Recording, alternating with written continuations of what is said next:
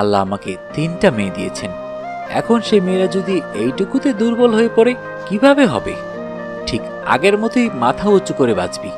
যতদিন আমি আছি কেউ তোদের অসম্মান করে টিকতে পারবে না। আমি না হয় যতদিন বেঁচে থাকি তাদের শাস্তি দেব, পৃথিবী থেকে মুছে দেব, কিন্তু যখন থাকবো না তখন তখন কি করে তারা বেঁচে থাকবে? বেঁচে থাকতে দেয়া ঠিক হবে? অন্য কোনো মেয়ের সাথে নোংরামো করবে না তার নিশ্চয়তা আছে? নেই। এখন থেকে নিজেদের শক্ত করো। মেয়েদের সাহস মেয়েদেরই হতে হয়। নিজেকে রক্ষা করার দায়িত্ব নিজের। রাতের স্মৃতি দুঃস্বপ্ন ভেবে ভুলে যেতে বলবো না। মনে রাখো, প্রতিটি মানুষের ভেতর লুকানো হিংস্র শক্তি আছে। সবাই প্রকাশ করতে জানে না, চিনতে পারে না নিজেকে। গত রাতের ঘটনাটা মনে রেখে নিজের ভেতর লুকানো হিংস্র শক্তিটাকে জাগিয়ে হাতের মুঠোয় রাখো, যাতে সঠিক সময়ে হাতের মুঠো খুলে মেরুদণ্ড সোজা করে দাঁড়াতে পারো। আঘাতে আঘাতে চুরমার করে দিতে পারো পাপের জগৎ।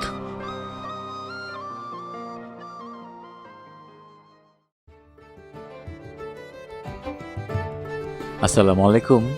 চলছে ইলমা বেহরোজের লেখা পদ্মজা। এখন পর্যন্ত মোট 4টি পর্ব আমাদের চ্যানেলে দেয়া হয়ে গিয়েছে। অবশ্যই সেই পর্বগুলো শুনে আসবেন এবং এরপরেই 5ম পর্বটি শুনবেন।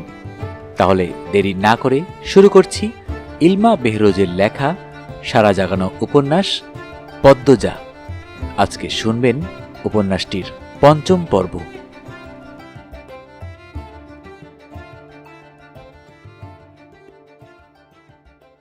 নৌকা ছাড়ার পূর্বে আকাশের কালো মেঘের ঘনঘটা চোখে পড়ল।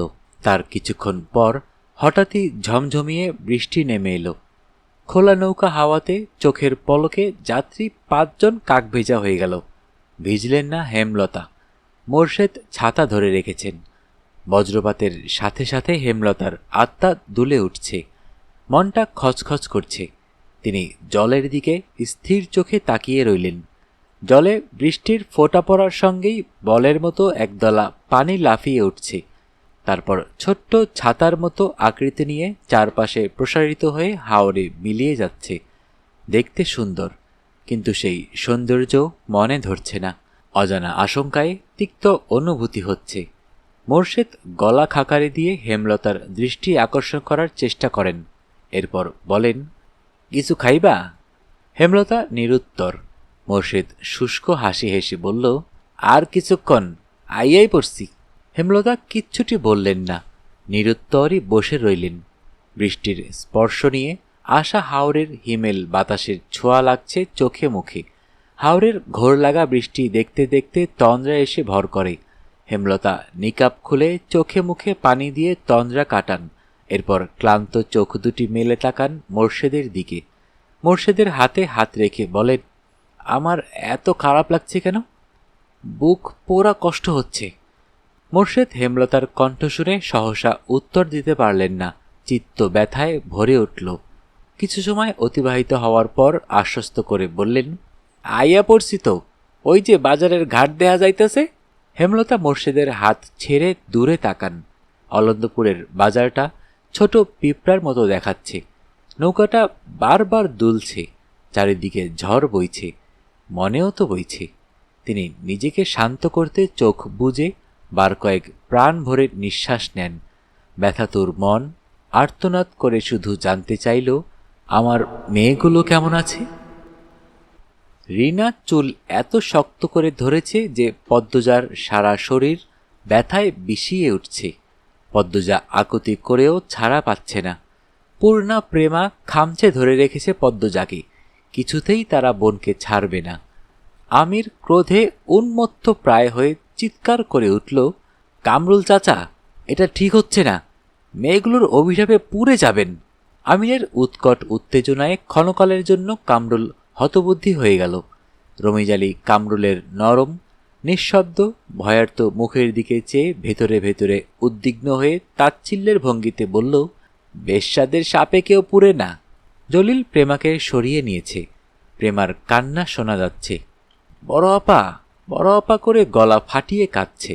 সৈয়দ অনেক টেনেও পূর্ণাকে সরাতে পারল না, তাই অন্ধকারের সুযোগ নিয়ে পূর্ণার বুকে নোংরা হাতের দাগ বসিয়ে দিল। পূর্ণা এমন ঘটনার জন্য মোটেও প্রস্তুত ছিল না। কোনো মেয়েই এমন নিচু ঘটনার সাক্ষী হতে চায় না। অকস্মাৎ এই ঘটনা কাটিয়ে ওঠার পূর্বেই একটা শক্ত হাত পায়জামার ফিতা টেনে ধরল। পূর্ণার পায়ের তলার মাটি সরে গেল। ভয়ে গলা ফাটিয়ে চিৎকার করে উঠল, আপা, আপা! পূর্ণার আর্তনাদ পদ্মজার মস্তিষ্ক প্রখর করে তুলল। পদ্মজা মুখ তুলে পূর্ণার দিকে তাকালো। তার চেয়ে কয়েক ইঞ্চি দূরে পূর্ণা। পদ্মজার এক হাত শক্ত করে ধরে রেখেছে সে। কাছে আসতে পারছে না সইদের জন্য। পূর্ণার কান্না দেখে পদ্মজা আতঙ্কে নীল হয়ে গেল। চারিদিকে কোলাহল। গালি দিচ্ছে মা বাপ তুলে। কেউ বলছে না মেয়েটা ভালো, এরকম করতেই পারে না। পূর্ণা চেঁচিয়ে যাচ্ছে, কেঁদে মাকে ডাকছে। পদ্মজা একদৃষ্টে মানুষগুলোর দিকে তাকিয়ে রইল। মানুষ এরকম কেন হয়?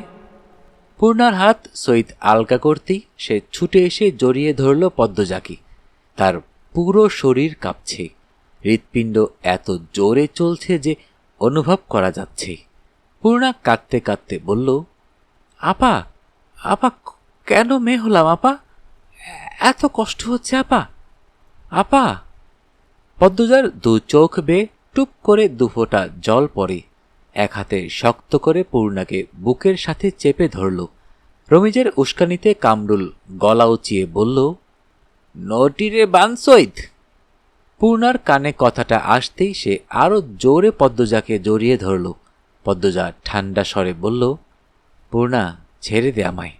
রিনা পদ্মজাকে চুলে ধরে টেনে নিয়ে যেতে চাইলেও পদ্মজা জায়গা থেকে এক চুলও নড়ল না, ঠায় দাঁড়িয়ে রইল। পূর্ণাকে ফিসফিসিয়ে বলল, বেঁচে থাকলে সব উসুল হবে, ছেড়ে দে। পদ্মজার কণ্ঠে কি যেন ছিল। পূর্ণা সাথে সাথে শান্ত হয়ে গেল। চোখ তুলে পদ্মজার দিকে তাকালো। পদ্মজার গাল বেয়ে রক্ত ঝরছে। সইদ পূর্ণাকে নিতে আসলে পদ্মজা একটি দুঃসাহসিক কাজ করে বসল। সইদের অন্ডকোষ বরাবর লাথি বসিয়ে দিল। সইদ মা গো বলে কুকিয়ে উঠল। জলিল সহ উপস্থিত তিনজন তেড়ে আসলো পদ্মজার দিকে।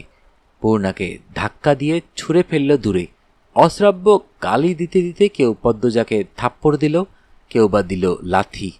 দু তিনজন গ্রামবাসীর মনে মায়া উদয় হল। ছুটে আসলো পদ্মজাকে বাঁচাতে। প্রান্ত ভয়ে চুপসে গিয়েছিল। পদ্মজাকে কাদায় ফেলে মারতে দেখে দৌড়ে আসে। জলিলের হাতে শরীরের সব শক্তি দিয়ে কামড় দিল।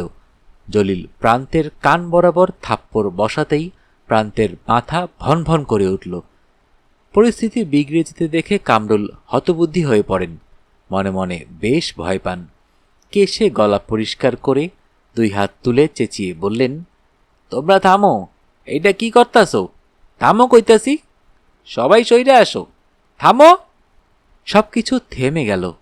পদ্মজা কাচুমাচু হয়ে পড়ে রইল কাদায়। নিঃশ্বাস নিতে কষ্ট হচ্ছে। নাভির নিচে একটা লাথি পড়েছে বেশ জোরে। চোখ বুজে রেখেছে। দুহাত বুকের ওপর।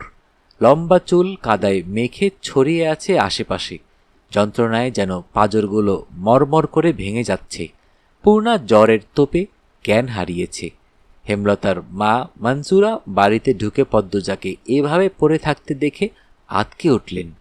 দৌড়ে এসে পদ্মজাকে তুলতে চাইলে কামরুল হুঙ্কার ছাড়েন, এই শরীরে ধরন যাইব না, জানেন থেকে। মঞ্জুরা পদ্মজার কামিজ ঠিক করে দিলেন। এরপর দুজন লোককে নিয়ে পূর্ণাকে তুলে ঘরে নিয়ে গেলেন। মঞ্জুরার বুক কাঁপছে হেমলতার ভয়ে। হেমলতা বারবার বলেছিল 2 দিন তার মেয়েদের চোখের আড়াল না করতে, আর তিনি একা বাড়িতেই ছেড়ে দিয়েছেন। ইচ্ছে হচ্ছে এক ছুটে কোথাও পালিয়ে যেতে। হিমেল নাক টেনে টেনে কাঁদছে, জপ করছে হেমলতার নাম। মঞ্জুরা রেগে ধমক দেন, আহ, থাম তো। বাপের বাড়িতে কাউকে না পেয়ে হেমলতা চিন্তায় পড়েন। মোর্শেদ বললেন, আমরার বাড়িত গিয়া বইয়া রইছে মনে হয়, আও বাড়িত যাই। হেমলতা মিনমিনে গলায় বলেন, তাই হবে। দুজন হেঁটে বাড়ির রাস্তায় উঠে। তখন পাশ থেকে একজন মহিলা হেঁটে যায়। কিছুটা হাঁটার পর মোর্শেদের খটকা লাগল। তিনি ঘাড় ঘুরিয়ে তাকান। মহিলাটি অনেক দূর অবধি চলে গিয়েছে। মহিলার অবয়ব দেখে মোর্শেদের বাসন্তীর কথা মনে হলো। মনে মনে আওড়ান, বাসন্তী আইসি? পরপরই নিজের মনকে বুঝ দেন, না না, হে আইব কেমনি, আর আইলেও যাইব কা কেন। তিনি আর মাথা ঘামালেন না। হেমলতার বুক দুরু দুরু করছে, ঠান্ডা বাতাস বইছে, তবুও তিনি ঘামছেন অজানা আশঙ্কায়। বাড়ির কাছাকাছি এসে তিনি দেখতে পেলেন মাতব্বরকে, মাতব্বরের সাথে আরও দুজন ব্যক্তি। এছাড়া বাড়ির সামনে মানুষের ভিড়ও দেখা যাচ্ছে। হেমলতার হৃৎপিণ্ড যেন থমকে গেল। মেরুদণ্ড বেয়ে বরফের ন্যায় ঠান্ডা কিছু একটা ছুটে গেল। তিনি নিঃশ্বাস বন্ধ রেখে ছুটতে থাকেন। পিছলা খেয়ে পড়ে যেতে গিয়েও নিজেকে সামলে নেন। হেমলতার দৌড় দেখে মোর্শেদ অবাক হন, প্রশ্ন করেন, তুমি দৌড়াইতেছ কেন? হেমলতা প্রশ্নটি শুনলেন না। নিকাব বাতাসের দমকে উড়ে পড়ল দূরে। তিনি ভিড় ঠেলে বাড়িতে ঢুকেন। কোলাহল বেড়ে গেল। এত ভিড়ের মাঝে একটা মেয়েকে পড়ে থাকতে দেখে তিনি অবাক হন। অন্ধকারে মেয়েটিকে চিনতে বেশ অসুবিধা হচ্ছে। তিনি আঙ্গুল তুলে বিড়বিড় করেন, মেয়েটা কে? হেমলতার প্রশ্ন কারো কান অবধি গেল না। কোথা থেকে একটি আলো এসে পড়ে পদ্মজার উপর। সাথে সাথে হেমলতার চক্ষুদ্বয়ের সামনে পদ্মজার কাদা রক্তে মাখা মুখ ভেসে উঠল। হেমলতা গগন কাঁপিয়ে আর্তচিৎকার করে উঠলেন, পদ্মজা রে! পদ্মজার বুক ধরাস করে উঠল, অস্তিত্ব কেঁপে উঠল। আম্মা এসেছে, তার পৃথিবী, তার শক্তি। পদ্মজা দুর্বল দুই হাতে ভর রেখে উঠে বসার চেষ্টা করল, পারল না।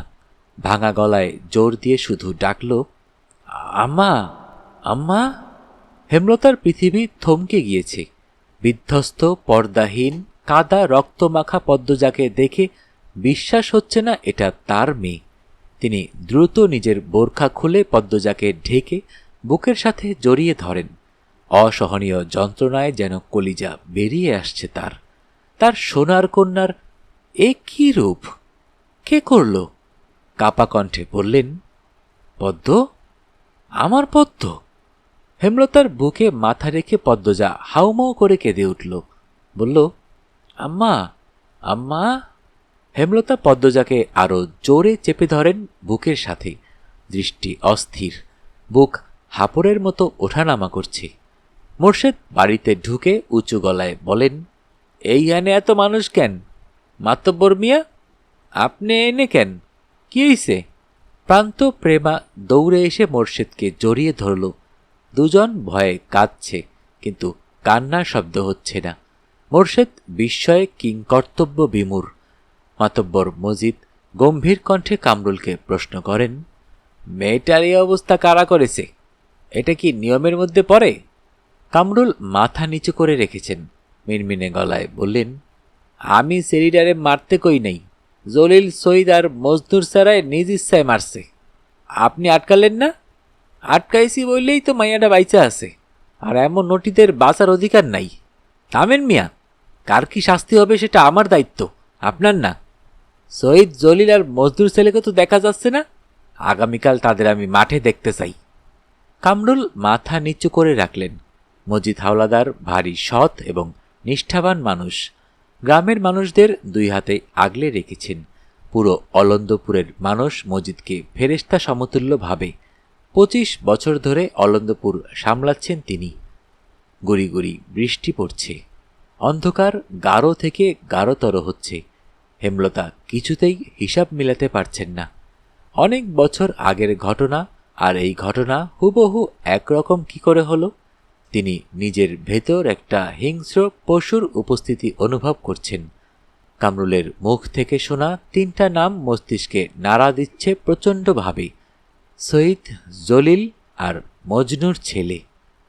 মজিদ সবাইকে উদ্দেশ্য করে বললেন, আগামীকাল সবাই স্কুল মাঠে চলে আসবেন। মিয়া মোর্শেদ, মেয়ে নিয়ে আলো ফুটতেই চলে আসবেন। এই বাড়ি পাহারায় থাকবে মদন আর আলী। আমার ছেলেকে আমি নিয়ে যাচ্ছি, ঠিক সময়ে সেও উপস্থিত থাকবে। ভিড় কমতেই কানে তালা লাগা প্রচণ্ড শব্দে বজ্রপাত হয়। হেমলতা একা পদ্মজাকে তুলতে গিয়ে হিমশিম খান। মোর্শেদ এগিয়ে আসেন, 2 হাতে পাজা কোলা করে তুলে নেন পদ্মজাকে।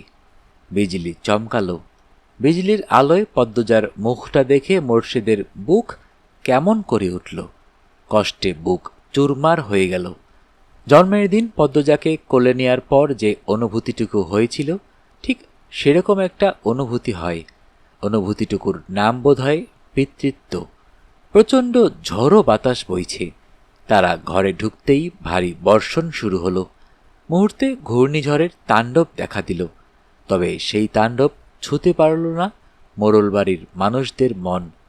ঝড়ের তাণ্ডবের চেয়েও বড় তাণ্ডবের সাথে যুদ্ধ করে চলেছে তারা। হেমলতা গরম পানি করে পদ্মজাকে গোসল করালেন, জামাকাপড় পাল্টে দিলেন। পদ্মজা ঠোঁট কামড়ে নীরবে কেঁদে গেল। চোখের জল আটকে রাখতে পারছে না কিছুতেই। ইচ্ছে হচ্ছে বাড়ির পিছনের সবচেয়ে বড় আম গাছটার সাথে ফাঁস লেগে মরে যেতে। মন দুর্বলতার শূন্য ছুঁই ছুঁই। হেমলতা পদ্মজার চোখ মুছে কপালে চুমু দিলেন। পদ্মজার নাকে এক ফোঁটা জল পড়ল। পদ্মজা চোখ তুলে মায়ের দিকে তাকালো। আম্মা আসছে? আমার আম্মা কই? আম্মা আসে নাই? পাশের ঘর থেকে পূর্ণার চিৎকার ভেসে আসলো। সেকেন্ড কয়েকের মধ্যে পূর্ণা ছুটে এলো। হেমলতাকে দেখেই ঝাঁপিয়ে পড়ল হেমলতার বুকে। হাউমাউ করে কেঁদে উঠল। পূর্ণার শরীর আগ্নেয়গিরি মনে হচ্ছে। এত গরম, জ্বরে পুড়ে যাচ্ছে। পূর্ণার কান্না দেখে পদ্মজাও ডুকরে কেঁদে উঠল। হেমলতা স্তব্ধ হয়ে দুই মেয়ের কান্না শুনলেন, সামলানোর চেষ্টা করলেন না। মঞ্জুরা দরজার সামনে কাঁচুমাচু হয়ে দাঁড়িয়ে আছেন। টিনের চালে ভারী বর্ষণের শব্দ। জগৎ সংসার সেই শব্দে একাকার হয়ে যাচ্ছে। মাঝরাত, বাতাসের বেগ প্রচণ্ড। হেমলতা কালো রঙের শাড়ি পরে একটা ব্যাগ কাঁধে ঝুলিয়ে বাড়ির বাইরে পা বাড়ান। মঞ্জুরা বারান্দার ঘর থেকে উঁচু কণ্ঠে বলেন, রামদা ব্যাগে ক্যান ঢুকাইছস? আর কোন কেলেঙ্কারি বাকি? হেমলতা বিদ্যুৎ বেগে ফিরে দাঁড়ালেন। পলক মাত্র মঞ্জুরার মুখের প্রতি তীক্ষ্ণ দৃষ্টিপাত করে নিঃশব্দে ধীরে ধীরে বর্ষণ মাথায় নিয়ে বাড়ি ছেড়ে বেরিয়ে গেলেন এবং সঙ্গে সঙ্গে মঞ্জুরা শুষ্ক হয়ে উঠলেন। ছুটে পদ্মজার ঘরে গেলেন। পদ্মজা চুপচাপ শুয়ে আছে। মৃদু ফোঁপানোর আওয়াজ পাওয়া যাচ্ছে। পূর্ণা ঘুমাচ্ছে। তিনি এ ঘর ছেড়ে দ্রুত বারান্দার ঘরে আসলেন। বড্ড অস্থির লাগছে। জীবনে প্রথম হেমলতার জীবন ভিক্ষা চেয়ে সেজদায় লুটিয়ে পড়লেন। ফজরের আজান শোনা যাচ্ছে। বৃষ্টি থেমে গেছে। সবকিছু শান্ত। পদ্মজা ঘর থেকে বেরিয়ে বারান্দায় আসলো। গেইটে শব্দ পেয়ে চমকে তাকালো। উৎসুক হয়ে তাকিয়ে রইল। হেমলতা ঢোকেন। বিধ্বস্ত অবস্থা। মঞ্জুরা পদ্মজার পাশে এসে দাঁড়িয়েছে। পদ্মজা টের পেল না। হেমলতা বাড়িতে ঢুকে কাঁধের ব্যাগটা মুরগির খুপির সামনে ছুঁড়ে ফেলেন। অন্ধকারের জন্য মুখ স্পষ্ট নয়। হেমলতা বাড়ির পিছনের দিকে চলে গেলেন। পদ্মজার বুক দুরু দুরু করছে। সে ধীর পায়ে উঠানে এসে দাঁড়ালো। পিছনে মঞ্জুরা। পায়ের শব্দে চমকে তাকালো পদ্মজা। দেখতে পেল মঞ্জুরাকে। ফিসফিসিয়ে বলল, নানু, আম্মা কোথায় গিয়েছিল? মঞ্জুরা ক্ষণকাল নীরব থেকে এরপর বললেন, জানি না। মঞ্জুরার কণ্ঠে ভয়। পদ্মজা দুর্বল শরীর ঠেলে নিয়ে আসলো বাড়ির পিছন। দেখতে পেল হেমলতা নদীতে নেমে গোসল করছেন। এক নিঃশ্বাসে কয়েকটা ডুব দিলেন। পদ্মজা ব্যস্ত পায়ে ঘাটের কাছে এলো। ক্ষীণ স্বরে ডাকল, আম্মা। হেমলতা ঘুরে তাকালেন। ঝড় শেষে আকাশ ধবধবে সাদা। অন্ধকার কাটার পথে। পদ্মজা বলল, ঠান্ডা লাগবে। হেমলতা কিচ্ছুটি বললেন না। গোসল শেষ করে উঠে আসেন ওপরে। পদ্মজা আর কিছু বলল না। হেমলতা উঠানে এসে মঞ্জুরাকে বললেন, পূর্ণারে নিয়ে আসো আম্মা। পদ্মজা অবাক হয়ে শুধু দেখছে। পূর্ণা আসে ধীর পায়ে। তার জ্বর অনেকটা কমে এসেছে। মঞ্জুরা দূরে দাঁড়িয়ে রইলেন। হেমলতা মৃদু হেসে পূর্ণাকে বললেন, পদ্মজা, পাশে এসে দাঁড়া। পূর্ণা হতবুদ্ধি হয়ে পড়ল। সে বাধ্যের মতো পদ্মজার পাশে এসে দাঁড়াল। হেমলতা মুরগির খুপির পাশ থেকে কালো ব্যাগটা হাতে তুলে নিলেন। ব্যাগ থেকে একটা রামদা আর একটা কৌটা বের করলেন। পূর্ণা রামদা দেখে চমকে উঠল। দুবান চাওয়াচাওয়ি করল একবার। হেমলতা রক্তে মাখা রামদা দুই মেয়ের পায়ের সামনে রাখলেন। শীতল কিন্তু তীক্ষ্ণ কণ্ঠে বললেন, মানুষ সৃষ্টির সেরা জীব, আর পৃথিবীতে সেরা মানুষগুলোরই বাঁচার অধিকার আছে, মানুষরূপী পশুদের না। যখন যেখানে কোনো মেয়েকে অসম্মান হতে দেখবি, এক কোপ দিয়ে অমানুষটার আত্মা দেহ থেকে আলাদা করে দিবি। যে তোকে অসম্মান করেছে সে দোষী, তুই না। তার শাস্তি পাওয়া উচিত, তোর না। তাই আত্মহত্যার কথা কখনো ভাববি না। দোষীর আত্মা হত্যা করা উচিত, আর আমি মনে করি এতে পাপ নেই, বরং পাপীকে বিনাশ না করা পাপ। আর আমার মেয়েরা যেন সেই পাপ কখনো না করে। সেই মেয়েদের এসব কি শিক্ষা দিতেছস তুই? মাথা খারাপ হয়ে গেছে তোর? মঞ্জুরা হৈ হৈ করে উঠলেন। হেমলতা ঢোক গিলে মঞ্জুরার কথা হজম করে নিলেন। এরপর আবার মেয়েদের দিকে তাকিয়ে বললেন, আমি কখনো ছেলে চাইনি, মেয়ে চেয়েছি। প্রতিবাদী, দুঃসাহসিক মেয়ে চেয়েছি। আল্লাহ আমাকে 3টা মেয়ে দিয়েছেন। এখন সেই মেয়েরা যদি এইটুকুতে দুর্বল হয়ে পড়ে, কিভাবে হবে? ঠিক আগের মতোই মাথা উঁচু করে বাঁচবি। যতদিন আমি আছি কেউ তোদের অসম্মান করে টিকতে পারবে না। আমি না হয় যতদিন বেঁচে থাকি তাদের শাস্তি দেব, পৃথিবী থেকে মুছে দেব। কিন্তু যখন থাকবো না, তখন তখন কি করে তারা বেঁচে থাকবে? বেঁচে থাকতে দেয়া ঠিক হবে? অন্য কোনো মেয়ের সাথে নোংরামো করবে না, তার নিশ্চয়তা আছে? নেই। এখন থেকে নিজেদের শক্ত করো। মেয়েদের সাহস মেয়েদেরই হতে হয়। নিজেকে রক্ষা করার দায়িত্ব নিজের।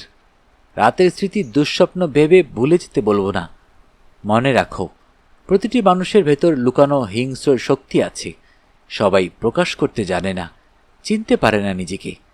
গত রাতের ঘটনাটা মনে রেখে নিজের ভেতর লুকানো হিংস্র শক্তিটাকে জাগিয়ে হাতের মুঠোয় রাখো, যাতে সঠিক সময়ে হাতের মুঠো খুলে মেরুদণ্ড সোজা করে দাঁড়াতে পারো। আঘাতে আঘাতে চুরমার করে দিতে পারো পাপের জগৎ। এইটুকু বলে হেমলতা ক্লান্ত হয়ে পড়েন। ধপ করে বসে পড়েন। পদ্মজা আম্মা বলে হেমলতাকে ধরতে চাইলে হেমলতা হাত উঠিয়ে বলেন, দাঁড়িয়ে থাক। হেমলতা সময় নিয়ে দম নেন। এরপর কৌটাটা খুলে ঠান্ডা তরল কিছু ঢেলে দেন দুই মেয়ের পায়ে। পূর্ণা কেঁপে উঠে দূরে সরে গেল। পদ্মজা আতঙ্ক নিয়ে প্রশ্ন করল, আম্মা, কার রক্ত? রক্তের কথা শুনে ঘৃণা আর ভয়ে পূর্ণার সর্বাঙ্গ রিরি করে উঠল। মনে হচ্ছে পায়ে পোকা কিলবিল করছে। টাটকা তাজা লাল রক্ত। বমি গলায় এসে আটকে গেছে। হেমলতা পদ্মজাকে জবাব দিলেন না, শুধু মৃদু হাসলেন। পূর্ণা এই ভয়ঙ্কর দৃশ্য সহ্য করতে না পেরে জ্ঞান হারালো। পদ্মজা দুহাতে জাপটে ধরল পূর্ণাকে। কি আশ্চর্য! এই ভয়ঙ্কর ঘটনা তাকে একটু বিচলিত করল না। হেমলতার গায়ে ভেজা শাড়ি, তাই পূর্ণাকে ধরলেন না। মঞ্জুরাকে বললেন, পূর্ণাকে ঘরে নিয়ে যাও আম্মা। মঞ্জুরা কঠোর চোখে তাকান হেমলতার দিকে। হেমলতা আবারও হাসেন। ভেজা কণ্ঠে বলেন, কালো বলে অবহেলা না করে বুকে আগলে রাখলে আমার জীবনটা, আমার মেয়েদের জীবনটা অন্যরকম হতে পারত আম্মা। হেমলতার কথায় মঞ্জুরার সারা মুখ বিষণ্ণতায় ছেয়ে গেল। তিনি হেমলতার দিকে তাকিয়ে থাকতে পারলেন না। অপরাধ বোধে মাথা নুইয়ে ফেললেন। পূর্ণাকে ধরে নিয়ে গেলেন ঘরে। হেমলতা সেখানেই পড়ে রইলেন। আকাশের দিকে তাকিয়ে জোরে নিঃশ্বাস ফেললেন। আলো ফুটেছে পুরোপুরি। পাখির কিচিরমিচির শোনা যাচ্ছে। পানি দিয়ে উঠানের রক্ত মুছে দিলেন চিরতরে। রামদা ধুয়ে লুকিয়ে রাখলেন লাহারি ঘরে। শাড়ি পাল্টে উঠানে পা রাখেন। তখন মগা আসলো। এসে খবর দিল, বিচার বসবে দুপুরে। রাতের ঘূর্ণিঝড়ে গ্রামের বেশিরভাগ ঘরবাড়ি উড়ে গেছে। পশু পাখি সহ বিভিন্ন ক্ষতি হয়েছে। অনেক মানুষ আহত হয়েছে। এই খবর শুনে হেমলতার চোখ সজল হয়ে উঠল। প্রকৃতির দিকে তাকিয়ে কৃতজ্ঞতা প্রকাশ করলেন। প্রকৃতি কখনো কাউকে ছাড়ে না। গ্রামবাসী অন্যায় দেখিয়েও নিস্তব্ধ থেকেছিল। এ বুঝি তারই শাস্তি। মাথার ওপর সূর্য, প্রচণ্ড তাপদাহ। পূর্ণা, পদ্মজা, হেমলতা কালো বোরখার আবরণে নিজেদের ঢেকে নিয়ে যাত্রা শুরু করেছে অলন্দপুরের মাধ্যমিক স্কুলের উদ্দেশ্যে। খা খা রোদ্দুর, তপ্ত বাতাসের আগুনের হলকা, সবুজ পাতা নেতিয়ে পড়ার দৃশ্য পড়ছে চোখে। মোর্শেদ বাকিদের নিয়ে আসছে। রিনাদের বাড়ির পাশ দিয়ে যাওয়ার পথে করুণ কান্নার স্বর ভেসে আসে। পদ্মজা চোখ তুলে তাকিয়ে দেখল রিনার বাড়ির ছাদ উড়ে গেছে, গাছপালা ভেঙে উঠানে পড়ে আছে। হেমলতা পদ্মজাকে টেনে নিয়ে এগিয়ে যান। বটের ছায়ায় আশ্রয় নিচ্ছিল এক রাখাল ছেলে। সে হেমলতার মুখ দেখে বুঝল পিছনের দুটি মেয়ে পদ্মজা আর পূর্ণা। ছুটে আসলো, পদ্মজাকে উদ্দেশ্য করে বলল, পদ্ম আপা, তুমি ডরাইও না, তোমার কিচ্ছু হইব না। চারদিকে নিঝুম নিস্তব্ধ ঝিম ধরা প্রকৃতি। ঘামে দরদর তৃষ্ণার্ত রাখাল হাঁপিয়ে কথা বলছে। স্কুলে যাওয়ার পথে মাঝে মাঝেই এই 15 বছর বয়সের রাখালের সাথে দেখা হতো পদ্মজার। পদ্মজার জন্য পাগল সে, পরবনের মতো মান্য করে। পদ্মজা মৃদু করে হাসল। পদ্মজার মুখের ওপর পাতলা পর্দা বলে রাখালের চোখে তা পড়ল না। রাখালকে পিছনে ফেলে 3 মা মেয়ে এগিয়ে চলল। স্কুল মাঠে অনেক মানুষ জমেছে। রাতের ঘূর্ণিঝড়ের জন্য অলন্দপুরের বেশি অর্ধেক মানুষ আসেনি, তবুও প্রায় 500 মানুষ তো এসেছেই। ঘটনা ঘটেছে 8 পাড়ায়, আর তা ছড়িয়ে পড়েছে সব পাড়ায়। যথাসময়ে বিচার কার্য শুরু হলো। পদ্মজা এবং আমির দুজন দুদিকে দাঁড়ানো। মাতব্বর ঠান্ডা গলায় প্রশ্ন করলেন, এদের একসাথে কারা দেখেছেন? রমিজ আলী, কামরুল, মালেক হাত তুলল। মজিদ মাতব্বর বললেন, কি দেখেছেন, ব্যাখ্যা করুন।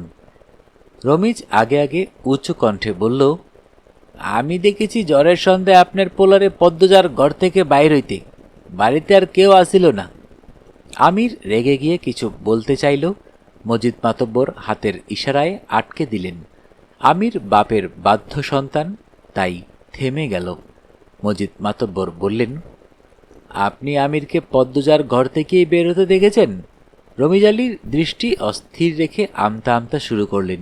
দম নিয়ে বললেন, তারে বারান্দা থাইকা বাইরেতে দেখছি। মজিদ মাতব্বর নীরব থেকে এরপর বললেন, তাহলে কোন আন্দাজে আপনি বলছেন তারা নিষিদ্ধ কাজে লিপ্ত ছিল? পদ্মজার সর্বাঙ্গ রি রি করে উঠল। সে চোখ বুজে ফেলল। রমিজ আলী থমকে গিয়ে পরপরই হুঙ্কার দিয়ে উঠেন, একটা অচেনা সেরা কালীবাড়ির কোনো সেরির কাছে কেন যাইব? আপনার নিজের সারা বলে তার দোষ ডাকতে পারেন না। আমার সেরির বেলা কিন্তু সারেন নাই। যুক্তি দিয়ে কথা বলুন। আপনার মেয়েকে হাতে নাতে ধরা হয়েছিল, তার গায়ে কাপড় ছিল না, তারা একসাথে একই ঘরের একই বিছানায় ধরা পড়েছে। আমির আর পদ্মজার বেলা সেটা হয়নি। মজিদ মাতব্বরের ক্ষমতা এবং কথার দাপটের সামনে দাঁড়িয়ে থাকতে কষ্ট হচ্ছে রমিজ আলীর।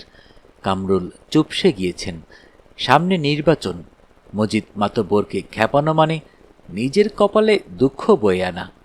ভিড়ের মাঝ থেকে কেউ একজন বলল, তাহলে আপনার ছেলে একটা মেয়ের কাছে কালীবাড়িতে গেল কেন? মজিদ মাতব্বর উকি দিয়ে প্রশ্নদাতাকে খুঁজে বের করলেন। তারই প্রতিপক্ষ হারুন রশিদ।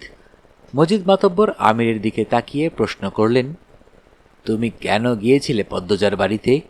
আমির সহজ গলায় বলল, বাড়ি ফিরছিলাম, হঠাৎ ঝড় শুরু হলো। সামনে মোর্শেদ কাকার বাড়ি ছিল। মোর্শেদ কাকা বাড়ি নাই জানতাম না। জানলে বৃষ্টিতে ভিজতাম, তবুও ওই বাড়ি যেতাম না। এই গ্রামের অনেকেই জানে আমার শ্বাসকষ্ট আছে। বাড়ির সবাই জানে বৃষ্টিতে ভিজলে ঠান্ডা লাগে, শ্বাসকষ্ট হয়। হারুন রশিদ বললেন, যখন দেখলা সেরিডা বাড়িতে একলা, তখন বাইর হয়ে গেল না কেন? আমির সঙ্গে সঙ্গে জবাব দিল, আমার মাথায় আসেনি এমন কিছু হতে পারে। আর আমির পদ্মজার দিকে একবার তাকালো। পদ্মজা সাথে সাথে চোখ সরিয়ে নিল। আমির বলল, আর পদ্মজা কতটা সুন্দর যারা দেখেছে সবাই জানে। আমি প্রথম থেকে অভিভূত হয়ে পড়ি, তাই মস্তিষ্কে একবারও কোনো বিপদের আশঙ্কা আসেনি। মজিদ মাতব্বর ছেলের শেষ কথা শুনে অসন্তুষ্ট হলেন, তবুও স্বাভাবিক থেকেই বললেন, গ্রামবাসী কোনো প্রমাণ ছাড়াই লাফিয়েছে, মেয়েটাকে অপদস্থ করেছে। প্রমাণ ছাড়া কারো বিরুদ্ধে নোংরামো অপবাদ দেওয়া অপরাধ। মজিদ মাতব্বর কামরুলের দিকে তাকিয়ে তাকে লক্ষ্য করে বললেন, শহীদ মজনুর ছেলে আরেকটা কে জানি, কোথায় তারা? কামরুল ধীরভাবে বলল, পাই নাই খুঁজে, মনে হয় ভয়ে কোনো হানে লুকাইছে। রমিজ আলী হঠাৎ গম গম করে উঠলেন, এইটা আমি মানি না। তারারে আপনি ছাইরা দিতে পারেন না? আপনার ক্ষমতা বেশি দেখে আপনি এমনি নিজের স্যারারে রাইকা রাখতে পারেন না? ধূর্তবাজ লোক। আমির রেগে মেগে রমিজ আলীকে ধরতে এলে মজিদ গর্জন করে উঠলেন, আমির! আমির কিরমির করে রাগ হজম করার চেষ্টা করল। হারুন অতিশয় ধূর্ত লোক, তিনি রসিকতা করে বললেন, সত্য হোক আর মিথ্যাই, বদনাম তো বদনামই। মজিদ সবার প্রশ্ন কথা উপেক্ষা করে উপস্থিত গ্রামবাসীর উদ্দেশ্যে বললেন, আপনাদের আমার বিচারের প্রতি বিশ্বাস আছে? সবাই আওয়াজ করে বলল, আছে। মজিদ মাতব্বর তৃপ্তির সাথে হাসলেন। ক্ষণকাল নীরব থেকে উঠে দাঁড়ালেন। কণ্ঠ উঁচু করে বললেন, মোর্শেদের মেয়ের সাথে খারাপ হয়েছে। পদ্মজার নামে অনেক প্রশংসা শুনেছি, সে খুবই ভালো মেয়ে। আর আমার ছেলেকেও সবাই চিনেন সে কেমন। যারা যারা দোষ করেছে তাদের খুঁজে বের করে শাস্তি দেয়া হবে। পদ্মজা আর আমিরের নামে যে পাপের অভিযোগ করা হয়েছে তার যুক্তিগত প্রমাণ নেই, আর প্রমাণ ছাড়া আমি কখনো কাউকে শাস্তি দেইনি, আজও দেব না। তবে আমি আজ সবার সামনে মোর্শেদ আর তার স্ত্রীর কাছে একটা প্রস্তাব রাখব। হেমলতা, মোর্শেদ সহ উপস্থিত সবাই কৌতূহল নিয়ে তাকালো। মজিদ মাতব্বর বললেন, পদ্মজাকে আমিরের বউ করে নিয়ে যেতে চাই। চারিদিকে কোলাহল বেড়ে গেল। সব কোলাহল সম্পূর্ণ উপেক্ষা করে স্বপ্নাবিষ্টের মতো শুধু মজিদ মাতব্বরের প্রস্তাবটি পদ্মজার কানে বাজতে থাকল। জীবনের কোন মোড়ে এসে দাঁড়িয়েছে সে? সূর্যের প্রখর তাপে সমস্ত প্রকৃতি যেন নির্জীব হয়ে উঠেছে। উপস্থিত সবার মধ্যে চাপা উত্তেজনা কাজ করছে। রমিজ আলী, হারুন, রশিদ নামক ধূর্ত মানুষগুলোর চোখ ছানাবড়া। মজিদ মাতব্বর ধীর শান্ত কণ্ঠে বললেন, আপনারা চাইলে সময় নিতে পারেন। আজ এখানে। হেমলতা কথার মাঝে আটকে দিয়ে বললেন, আপনি বিয়ের তারিখ ঠিক করুন। মজিদ মাতব্বরের প্রস্তাবের চেয়ে এই প্রস্তাবে হেমলতার রাজি হওয়াটা যেন কোলাহল মুহূর্তে দ্বিগুণ বাড়িয়ে দিল। পদ্মজা হতবাক, বিস্ময়ে কিংকর্তব্য বিমূঢ়। মোর্শেদ চোখ বড় করে হেমলতার দিকে দৃষ্টিপাত করলেন। আশপাশ থেকে ফিসফিসানি ভেসে আসছে। মজিদ মাতব্বর মৃদু হাসলেন। এরপর আনন্দ সহিত সবাইকে নিমন্ত্রণ করলেন, আগামী শুক্রবার আমার ছেলের সাথে মোর্শেদের বড়মের বিবাহ, আপনাদের সবার নিমন্ত্রণ রইল। কথা শেষ করে হেমলতার দিকে তাকিয়ে প্রশ্ন করলেন, দিন তারিখ ঠিক আছে? হেমলতা সম্মতি জানালেন। মোর্শেদ অবাকের চরম পর্যায়ে, কোনো কথা আসছে না মুখে। পদ্মজা ঢোক গিলে ব্যাপারটা হজম করে নিল।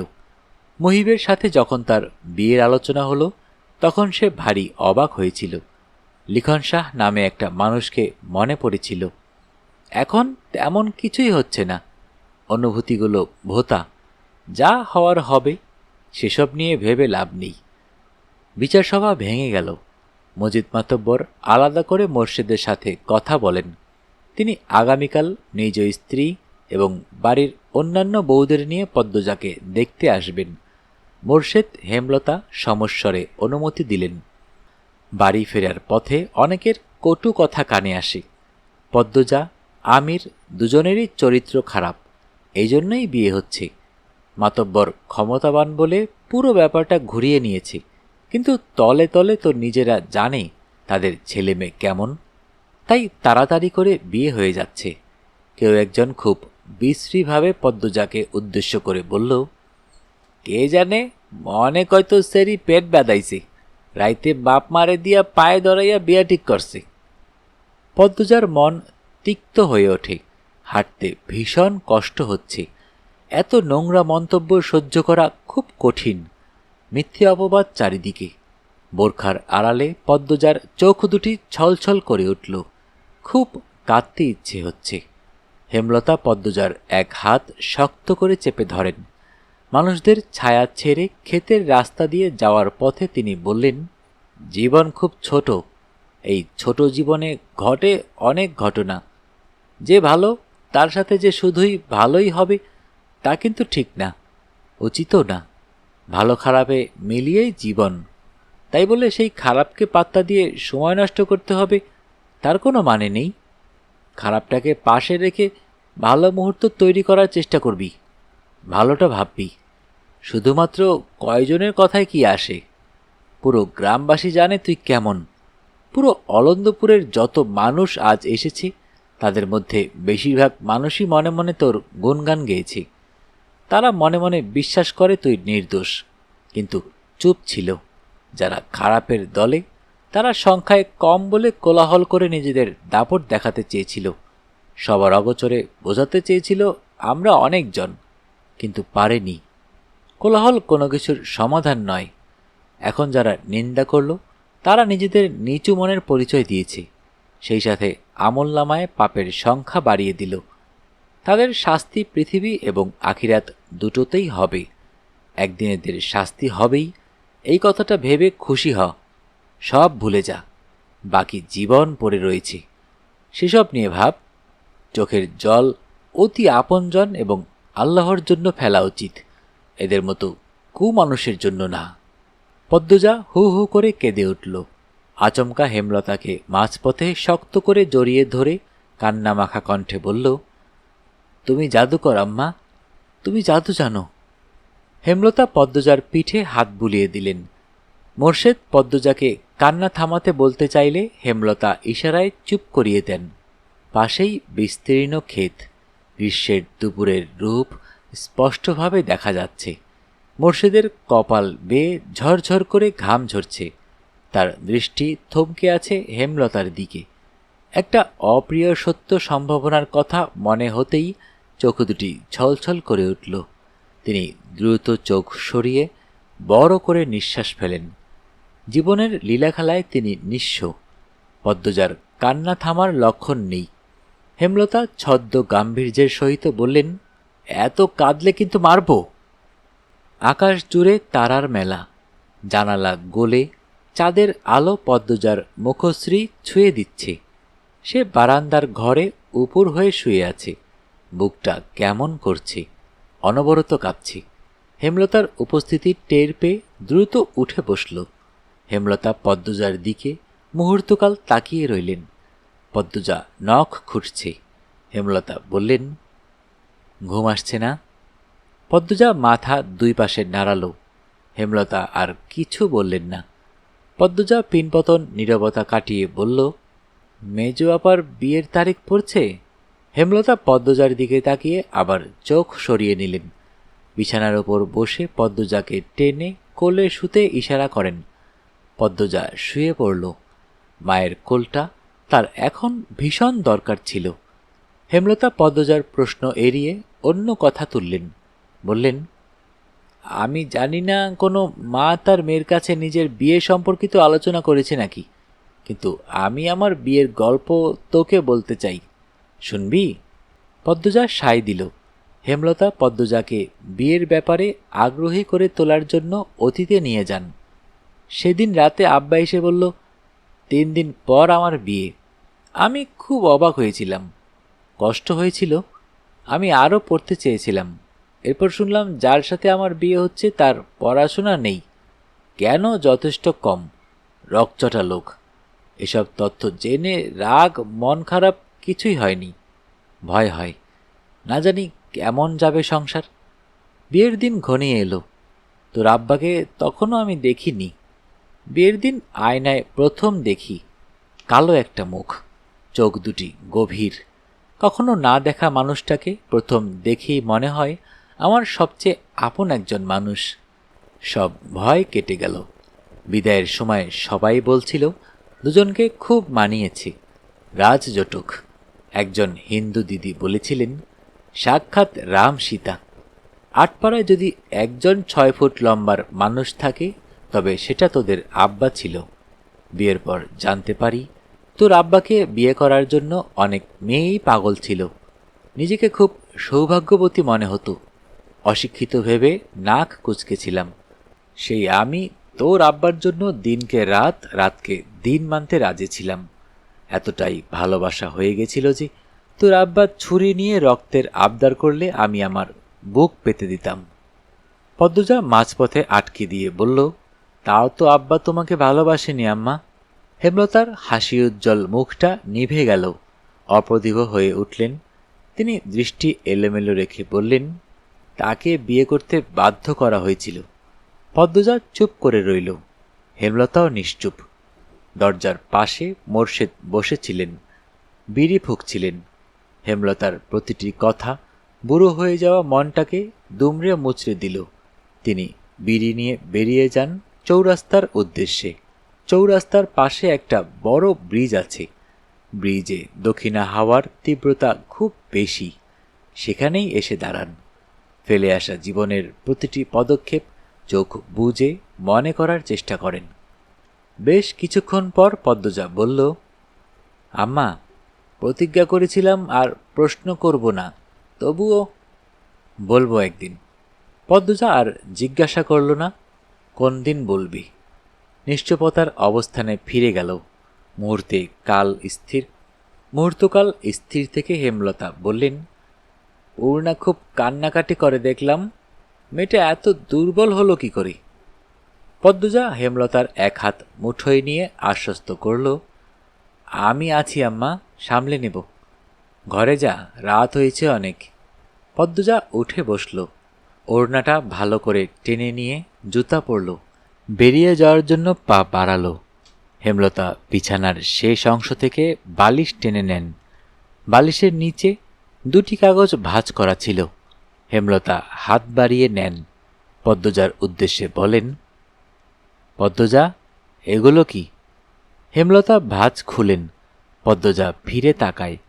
হেমলতার হাতে লিখনের চিঠি দুটি দেখে সর্বাঙ্গে বৈদ্যুতিক কিছু একটা ছড়িয়ে পড়ে শরীর কাঁপিয়ে দিল।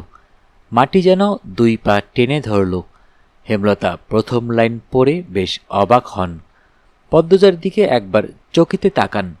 এরপর এক নিঃশ্বাসে দুটো চিঠি পড়ে শেষ করেন। পড়া শেষ করে থম মেরে বসে রইলেন অনেকক্ষণ। ভয়ে পদ্মজার দুই চোখ বেয়ে জল পড়ছে। মাথা নত করে দাঁড়িয়ে রয়েছে। হেমলতা ধীর পায়ে হেঁটে আসেন পদ্মজার দিকে। দু ভ্রু প্রসারিত করে শান্ত অথচ তীক্ষ্ণ কণ্ঠে বলেন, এসব কবে হয়েছে? আমাকে জানাসনি কেন? পদ্মজা প্যাচ প্যাচ করে কেঁদে বলল, যখন ওনারা শুটিং করতে আসেন। পদ্মজার মনে হচ্ছে এক্ষুনি সে অজ্ঞান হয়ে যাবে, কিন্তু কিছুতেই হচ্ছে না। মনে মনে প্রার্থনা করছে যেন অজ্ঞান হয়ে পড়ে যেতে পারে সে, তাহলে এই লজ্জা থেকে বাঁচা যাবে। হেমলতা পদ্মজাকে পরখ করে নেন। পদ্মজা অস্বাভাবিকভাবে কাঁপছে, বারবার নিচের ঠোঁট কামড়ে ধরছে। পদ্মজা হেমলতাকে চুপ থাকতে দেখে বলল, তুমি যা বলবা তাই হবে আম্মা, আমার উপর রেগে যেও না। আজ যেন শুধু মোড়ল বাড়ির মাথার উপরেই সূর্যটা উঠেছে। সকাল থেকে আত্মীয় আপ্যায়নের প্রস্তুতির তোড়জোড় চলছে। সবাই ঘেমে একাকার। বাড়ির প্রতিটি মানুষ ব্যস্ত। মোর্শেদ, হিমেল ও প্রান্তকে নিয়ে বাজার করে ফিরেছেন সূর্য উঠার মাথায়। লাহারি ঘরের পাশে বড় উনুন করা হয়েছে। সাধারণ চালের পরিবর্তে সুগন্ধি কাটারি ভোগ সিদ্ধ চালের ভাত রান্না করা হয়েছে। ফিরনি, রাজহাঁসের মাংস রান্না হচ্ছে। বাড়ি জুড়ে রমরমা ব্যাপার। একদিন আগের ঘটনা ধামাচাপা পড়েছে ৯৫ ভাগ। ছোট ছোট দরিদ্র ছেলেমেয়েরা খাবারের ঘ্রাণ পেয়ে ছুটে এসেছে মোড়ল বাড়ি। সবার মধ্যেই নতুন উত্তেজনা, নতুন অনুভূতি। শুধু পূর্ণা এখনো সেদিনের ঘটনা থেকে বেরোতে পারছে না। চিত হয়ে শুয়ে আছে ঘরে। পদ্মজা মঞ্জুরা আর শিউলির মাকে কাজে সাহায্য করছিল। হেমলতা ধমকে ঘরে পাঠিয়ে দেন। পদ্মজা ঘামে ভেজা কপাল মুছতে মুছতে ঘরে প্রবেশ করে। পূর্ণার দু চোখ জলে নদী। পদ্মজা বিছানার ওপর পা তুলে বসল। পূর্ণা পদ্মজার উপস্থিতি টের পেয়ে হাতের উল্টো পাশ দিয়ে চোখের জল মুছল। পদ্মজা কণ্ঠ খাদে নামিয়ে বলল, চোখের জল কি শেষ হয় না? পূর্ণা নিরুত্তর। পদ্মজা অভিজ্ঞ স্বরে বলল, দেখ পূর্ণা, এইসব মনে রাখলে তোরই ক্ষতি। দেখছিস না, আমি একদিনের ব্যবধানে সব ভুলে হবু শ্বশুরবাড়ির মানুষদের জন্য রান্নাবান্না করছি। তুইও ভুলে যা। তোর বন্ধুরা আসছে, তুই নাকি তাদের ধমকে দিয়েছিস। এটা কিন্তু ঠিক না। পূর্ণা পদ্মজার দিকে তাকালো, দৃষ্টি ভীষণ শীতল। পদ্মজাকে বলল, সত্যি ভুলতে পেরেছ আপা? পদ্মজা সঙ্গে সঙ্গে উত্তর দিল, ভুলিনি, কিন্তু সহ্য করতে পেরেছি। তোর মতো চোখের জল অপাত্রে ঢালছি না। পূর্ণা উঠে বসে একটা বালিশ বুকে জড়িয়ে ধরে দায়সারাভাবে বলল, তুমি অনেক শক্ত আপা, আমি খুব দুর্বল, আমি ভুলতে পারছি না। পদ্মজা আর এই বিষয়ে কথা বাড়ালো না। পূর্ণার গা ঘেঁষে বসে ফিসফিসিয়ে বলল, গতকাল রাতে কি হয়েছে জানিস? কি হয়েছে? পদ্মজা চারিদিকে চোখ বুলিয়ে বলে, তোর নায়ক ভাইয়ের চিঠি আম্মার হাতে পড়েছে। পূর্ণা আতকে উঠে বলল, সে কি? কখন? কিভাবে? আর বলিস না, সেদিন তুই নানা বাড়ি ছিলি, তখন চিঠি দুইটা বের করেছিলাম, বারান্দার ঘরে বালিশের নিচে রেখে দিই, আর মনে নেই। এরপরেই অঘটন ঘটে। এরপর দিন বিচার বসল, চিঠির কথা ভুলেই গেলাম। বারান্দার ঘরে ছিলাম রাতে, তবুও মনে পড়েনি। আর আম্মা পেয়ে গেল। উত্তেজনা ভয়ে পূর্ণার গলা শুকিয়ে গেছে। প্রশ্ন করল, আম্মা কি বলছে? পদ্মজার ঠোঁট দুটি উল্টিয়ে কি যেন ভাবে, এরপর ব্যথিত স্বরে বলল, তেমন কিছুই না, এই জন্যই আরো ভয় হচ্ছে। কিছুই না? কখন হলো এইসব জিজ্ঞাসা করেছে? আমি বললাম, তুমি যা বলবে তাই হবে। এরপর আম্মা অনেকক্ষণ আমার দিকে তাকিয়েছিল। তারপর বলল, ঘুমা গিয়ে শেষ। দুই বোন একসাথে চিন্তায় পড়ে গেল। কপাল ভাঁজ করে কিছু ভাবতে শুরু করে। পূর্ণা বলল, আম্মা তোমার মুখ দেখে বুঝে গেছে তুমি লিখন ভাইকে ভালোবাসো না। পদ্মজা অন্যমনস্ক হয়ে বলল, মনে হয়। পূর্ণা খুব বিরক্তি নিয়ে বলল, লিখন ভাই এত সুন্দর, তোমাকে এত ভালোবাসে, তবুও কেন ভালোবাসোনি আপা? লিখন ভাইয়ের চিঠি তো ঠিকই সময় করে করে পড়তে। বিয়ে করতে কি সমস্যা? আম্মা দিলে তো করবই, সমস্যা নেই। তোমার এই ন্যাকার কথা আমার আর ভালো লাগে না আপা। পদ্মজা হেসে ফেলল পূর্ণার রেগে কথা বলতে দেখে। পদ্মজা পূর্ণার এক হাত মুঠোয় নিয়ে বলল, গতকাল রাতে আম্মা আব্বার প্রতি ভালোবাসাটা আমাকে বলেছে। প্রথম দেখেই নাকি আপন আপন লেগেছিল। আব্বার জন্য আম্মা দিনকে রাত, রাতকে দিন মানতেও রাজি ছিলেন, এতটা ভালোবাসতেন। আমার তেমন কোনো অনুভূতি হয়নি তোর নায়ক ভাইয়ের জন্য। প্রথম প্রথম কোনো পুরুষের চিঠি পেয়েছিলাম, সব কিছু নতুন ছিল, তাই একটা ঘোরে গিয়ে নতুন অনুভূতির সাক্ষাৎ পাচ্ছিলাম। আম্মার ভালোবাসার কথা শোনার পর থেকে মনে হচ্ছে আমি ওনাকে ভালোবাসিনি, সবটা মোহ ছিল, দূরে যেতে উবে গেছে। তবে উনি খুব অসাধারণ একজন মানুষ। আম্মা ওনার হাতে তুলে দিলে আমাকে কোনো ভুল হবে না, কিন্তু এটা এখন কল্পনাতীত। পরিস্থিতি পাল্টে গেছে, আমার বিয়ে ঠিক হয়ে গেছে। পদ্মজার এত কথা উপেক্ষা করে পূর্ণা কটমট করে বলল, তোমার কি কালা চাঁদের দেখলে আপন আপন লাগে? পদ্মজা চোখ ছোট ছোট করে জিজ্ঞাসা করল, কালা চাঁদকে? পূর্ণা মিনমিনিয়ে বলল, তোমার হবু জামাই। তারপরে গলা উঁচিয়ে বলল, আমিও কালা জানি, কিন্তু আপা তোমার জন্য লিখন ভাইয়ের মতো সুন্দর জামাই দরকার। পদ্মজা এক হাতে কপাল চাপড়ে বলল, এখনো লিখন ভাই? যা, তোর সাথে তোর নায়কের বিয়ে দিয়ে দেব। এখন আয়, ঘর থেকে বের হ। মুক্তা, সোনামণি, রোজিনা আসছে, তোর সাথে কথা বলবে। আয় বলছি, আয়। পূর্ণাকে টেনে নিয়ে বের হলো পদ্মজা।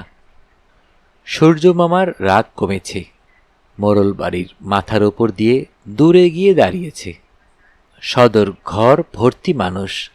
হাওলাদার বাড়ির বউদের গ্রামবাসী শেষবার তাদের বিয়েতেই দেখেছে, আবার দেখার সুযোগ হওয়াতে দল বেঁধে মানুষ এসেছে। লোকমুখে শোনা যায়, হাওলাদার বাড়ির মেয়ে বউদের সারা অঙ্গে সোনার অলংকার ঝলমল করে। মগা মদন সহ আরও দুজন ভৃত্য মোড়ল বাড়ির গেটে দাঁড়িয়ে পাহারা দিচ্ছে। পদ্মজাকে শাড়ি পরাচ্ছেন হেমলতা। পদ্মজা এর আগে কখনো শাড়ি পরেনি। পূর্ণা প্রেমা ছোট হয়েও পড়েছে। পদ্মজার কখনো ইচ্ছে করেনি, তাই সে হেমলতাকে বলল, প্রথম শাড়ি তুমি পরাবে আম্মা। শাড়ি পরানোর শেষে চোখে কাজল এঁকে দেন, ঠোঁটে লিপস্টিক দিতে গিয়েও দিলেন না। মাথার মাঝ বরাবর সিথি করে চুল খোপা করতেই পূর্ণা ছুটে আসে, হাতে শিউলি ফুলের মালা। হেমলতা মৃদু ধমকের স্বরে বলেন, এতক্ষণ লাগলো? হেমলতার কথা বোধহয় পূর্ণার কানে গেল না। পূর্ণা চাপা উত্তেজনা নিয়ে বলল, আল্লাহ, আপারে কি সুন্দর লাগছে। পদ্মজা লজ্জায় মিইয়ে গেল, চোখে মুখে লাল আভা ছড়িয়ে পড়ে। হেমলতা পদ্মজার খোপায় ফুলের মালা লাগিয়ে দিয়ে বললেন, শুধু রূপে চারিদিক আলোকিত করলে হবে না, গুণেও তেমন হতে হবে। পদ্মজা বাধ্যের মতো মাথা নাড়ল। তখন হুড়মুড়িয়ে সেখানে উপস্থিত হল লাবণ্য। দৌড়ে এসে পদ্মজাকে জাপটে ধরে, এক নিঃশ্বাসে বলেও ফেলল, আল্লাহ পদ্ম, তুই আমার ভাবি হবি? আমার বিশ্বাসই হইতেছে না, মনে হইতেছে স্বপ্ন দেখতাছি। ইয়া মাবুত, শাড়িতে তোরে পরি লাগতাছে, বাড়ির সবাই ফিট খাইয়া যাইব দেহিস। পদ্মজা কি বলবে ভেবে পেল না, শুধু হাসল। হেমলতা পদ্মজার মাথার ঘোমটা টেনে দেন। লাবণ্যকে বলেন, তোমার সইকে নিয়ে যাও। পদ্মজা হেমলতার হাতে হাত রেখে অনুরোধ করে বলল, আম্মা তুমি আসো। হেমলতা হাসেন। পদ্মজার মাথায় এক হাত রেখে বলেন, কয়দিন পর থেকে এরাই তোর আপন, মা পাশে থাকবে না। পদ্মজার চোখ দুটি ছলছল করে ওঠে। ছলছল চোখ নিয়ে তাকিয়ে রইল মায়ের দিকে। পদ্মজাকে নতুন বউরূপে দেখে হেমলতার বুকে ঝড় বইছে। মেয়েটা কয়দিন পর আলাদা হয়ে যাবে। 2 মাস আগে হলে তিনি 7 রাজার ধনের বিনিময়েও মেয়ের বিয়ে দিতেন না। আমি আসছি। লাবণ্য, যাও তো, নিয়ে যাও। পূর্ণা, তুইও যা। লাবণ্য পদ্মজাকে নিয়ে যায়। পদ্মজার বুক ধরফর করছে। মায়ের যেন কি হয়েছে। সে পিছন ফিরে তাকায়। সাথে সাথে হেমলতা অন্যদিকে ঘুরে তাকান। চোখ থেকে 2 ফোঁটা জল গড়িয়ে পড়ে। তিনি দ্রুত তা মুছেন। সদর ঘর কোলাহলময় ছিল। পদ্মজা ঢুকতেই সব চুপ হয়ে গেল। লাবণ্য পদ্মজাকে ছেড়ে ভারী আনন্দ নিয়ে বলল, আম্মা, কাকিমা, ভাবি, আপারা, এই যে পদ্মজা, আমার নতুন ভাবি। পদ্মজা চোখ তুলে তাকালো। অলঙ্কারে জল করা 5 জন নারীকে দেখে যেন চোখ ঝলসে গেল তার। সবাই তার দিকে মুগ্ধ হয়ে তাকিয়ে আছে। পদ্মজা চোখ নামিয়ে ফেলল। তখন কোথা থেকে আবির্ভাব হলো আমিরের। সদর দরজার মুখেই দাঁড়িয়েছিল পদ্মজা। পদ্মজাকে দেখে থমকে গেল সে। পদ্মজার পরনে খয়েরি রঙের জামদানি শাড়ি। শাড়িতে কোনো মেয়েকে এত সুন্দর মনে হতে পারে এর আগে অনুভব করেনি আমির। আমিরের লজ্জা খুব কম। সে উপস্থিত গুরুজনদের উপেক্ষা করে পদ্মজাকে বলল, মাশাল্লাহ, দিনের বেলা চাঁদ উঠে গেছে।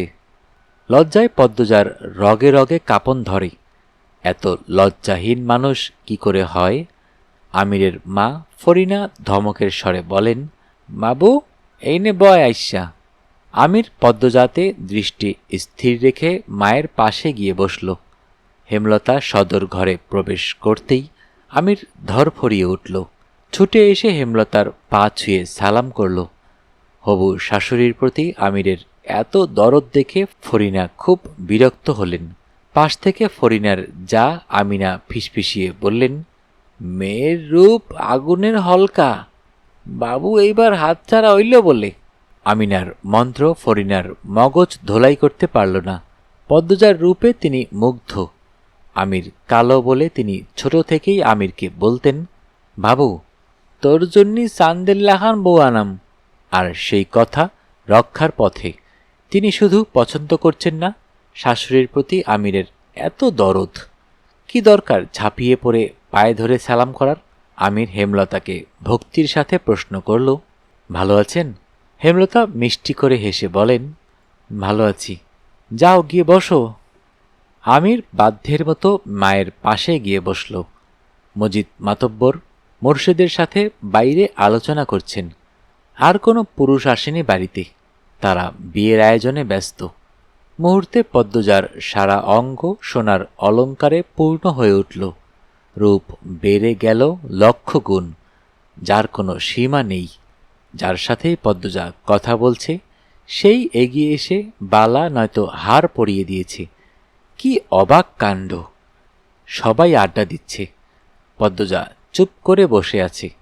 কেউ কিছু প্রশ্ন করলে উত্তর দিচ্ছে। লাবণ্য একজনকে উদ্দেশ্য করে বলল, রানী আপা, বাড়ির পিছনে যাইবা? রানী খুশিতে গদগদ হয়ে বলল, যাব। তার খুশির কারণ লাবণ্য কিছুটা ধরতে পেরেছে। রানীর একজন প্রেমিক আছে, তাই শুধু সুযোগ খুঁজে দেখা করার। যেখানেই দাওয়াত পড়ে সেখানেই তার প্রেমিক উপস্থিত হয়। লাবণ্য সবার কাছ থেকে অনুমতি নিয়ে পদ্মজা, পূর্ণা, রানীকে নিয়ে বাড়ির পিছনে আসে। রানী বাড়ির পিছনে এসেই ঘাটের দিকে ছুটে যায়। একটা নৌকা এসে ভিড়ে। নৌকায় কে ছিল দেখা যায় না। রানী নৌকায় উঠে পড়ে। কারোর সাথে বিরতিহীনভাবে কথা বলছে শোনা যায়। পূর্ণা লাবণ্যকে প্রশ্ন করল, লাবণ্য আপা, রানী আপা কার সাথে কথা বলে? আব্দুল ভাইয়ের সাথে। কোন আব্দুল? যার কথা ভাবছিস? কথা শেষ করে লাবণ্য চোখ টিপল। পূর্ণা অবাক হয়ে বলল, মাস্টারের সাথে? লাবণ্য হাসে। রানী এগিয়ে আসে। লাবণ্য বলে, কথা শেষ? হ, চইলে গেছে। রানী পদ্মজার দিকে তাকিয়ে বলল, মাশাল্লাহ, তুমি এত সুন্দর, আমার কোলে নিয়ে আদর করতে মন চাইতেছে। পদ্মজা মুচকি হেসে বলল, আপনি খুব শুকনা, আমাকে কোলে নিতে পারবেন না। শুকনা হইতে পারি, শক্তি আছে। রানীর কথা বলার ঢঙে সবাই হেসে উঠল। পূর্ণা আমিরকে দেখে পদ্মজার কানে কানে বলল, আপা, তোমার কালাচাঁদ আসছে। পদ্মজা পূর্ণাকে চোখ রাঙিয়ে বলল, কিসব কথা? ওনার বোনরা আছে। লাবণ্য, রানী, যা এখান থেকে। আমিরের আদেশ শুনে রানী লাবণ্য খুব বিরক্ত হল। রানী কাঁদো কাঁদো হয়ে বলল, দা ভাই, থাকি না। আমির চোখ রাঙিয়ে তাকালো, ধমকের স্বরে বলল, যেতে বলছি যা। লাবণ্য বিরক্তিতে ইস বলে পদ্মজাকে বলল, আয়, অন্য কানে যাই। পদ্মজা থাকুক, তোরা যা। আমিরের কথা শুনে বেশি চমকাল পদ্মজা। লাবণ্য ফোঁসফোঁস করতে করতে বলল, কেন কেন? পদ্মজা পূর্ণা অন্যদিকে ফিরে আছে। আমির দৃষ্টি কঠোর করতেই লাবণ্য রানী চলে গেল। পূর্ণা চলে যেতে চাইলে পদ্মজা পূর্ণার হাত চেপে ধরে। পূর্ণা পদ্মজার হাত ছাড়িয়ে ধীর কণ্ঠে বলল, একা থেকে তোমার কালাচাঁদের ভালোবাসা খাও। ছি! পূর্ণা ছুটে চলে গেল। আমির পদ্মজার পাশে এসে দাঁড়াতেই পদ্মজা বলল, বিয়ের আগে গুরুজনদের না জানিয়ে এভাবে একা কথা বলা ঠিক নয়। কি হবে? পদ্মজা কিছুক্ষণ নীরব থেকে বলল, কলঙ্ক লাগবে। আর কি বাকি আছে? পরিমাণ না বাড়ানোই ভালো। পদ্মজার কথা বলতে একটুও গলা কাঁপেনি। বাড়ির ভেতর চলে আসার জন্য পা বাড়াতে আমির পদ্মজার এক হাত থাবা দিয়ে ধরে আবার ছেড়ে দিল। পদ্মজা ছিটকে দূরে সরে গেল। আমির বলল, তুমি সত্যি একটা পদ্মফুল পদ্মবতী। এজন্যই লিখন সার মতো সুদর্শন যুবক তোমার প্রেমে পড়েছে। দেখা হওয়ার পর এই প্রথম পদ্মজা চোখ তুলে তাকালো। পরপরই চোখের দৃষ্টি সরিয়ে ছুটে বাড়ির ভেতর চলে গেল। আমির অনেকক্ষণ সেখানে দাঁড়িয়েছিল। দেখতে দেখতে সন্ধ্যা গনিয়ে এলো। এবার আত্মীয় বিদায়ের পালা। যাওয়ার পূর্বে লাবণ্য একটা কাগজ পদ্মজার হাতে গুজে দিয়ে বলল, দা ভাই দিছে। ঘুমাবার আগে পদ্মজা কাপা হাতে কাগজটির ভাঁজ খুলল। কাগজটিতে যত্ন করে লেখা, সারা অঙ্গ কলঙ্কে ঝলসে যাক, তুই বন্ধু শুধু আমার থাক। সারা বাড়ির সব কাজ শেষ করে হেমলতা ক্লান্ত পায়ে হেঁটে ঘরে আসেন। মোর্শেদ সবে মাত্র শুয়েছেন।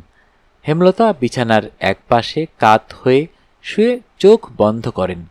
মোর্শেদ হেমলতার দিকে ফিরে ধীর কণ্ঠে বললেন, ধানের মিলটা পাইয়া যাইতাছি। মোর্শেদের গলা দুর্বল হলেও খুশিতে চোখ চকচক করছে। হেমলতা মৃদু হেসে বলেন, মাতব্বর কি যৌতুক দিচ্ছেন? মোর্শেদ হেসে বলেন, সে কইতে পারো।